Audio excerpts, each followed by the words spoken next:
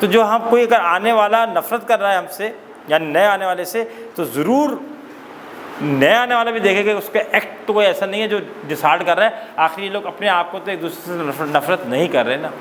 तो हम क्या करते हैं, अपने मिजाज को, ख़ास तौर पर लड़कियाँ मूडी होती है मोस्टली, हम बहुत ज़्यादा इमोशनल होते हैं। तो क्या करते हैं, हमारी अक्ल काम निस्बतन कम कर रही होती है। तो हमारे डेस्कटॉप पे जज्बात होते हैं, ख़वातीन वैसी जज्बाती ज़्यादा होती है, सही होती है, खुद ने बनाई, ऐब नहीं है ये ऐब नहीं है। लेकिन उसको ऐब जब बनता है जहाँ अक़ल वाली चीज़ को भी हम जज्बात की बुनियाद पे ले लें। मिसाल के तौर पे, वैसे मैं कह रहा हूँ, मैं भी लड़की हूँ थोड़ी देर के लिए, मुझे जूता पसंद आ गया या सैंडल पसंद आ गया, उसका नंबर अगर 8 है और मुझे जो है वो 6 नंबर का आता है, तो मुझे ख़रीद लेना चाहिए ना, इसलिए कि मुझे वो पसंद आ गया, या नहीं लेना चाहिए? क्यों भाई? मुझे तो पसंद आ गया,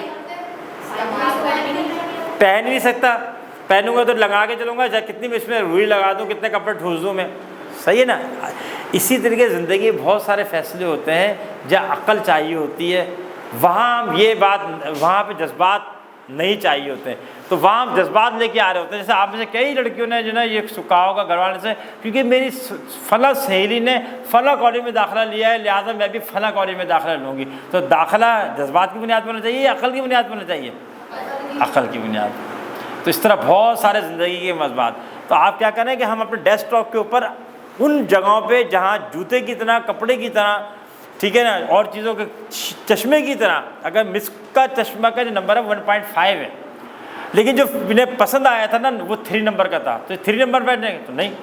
तो आप क्या करें, वहाँ अक़ल इस्तेमाल करेंगी, तो फिर इंशाल्लाह आपको ये मसला नहीं आएगा जो मिस का सवाल था। बहुत अच्छा सवाल था, शाबाश।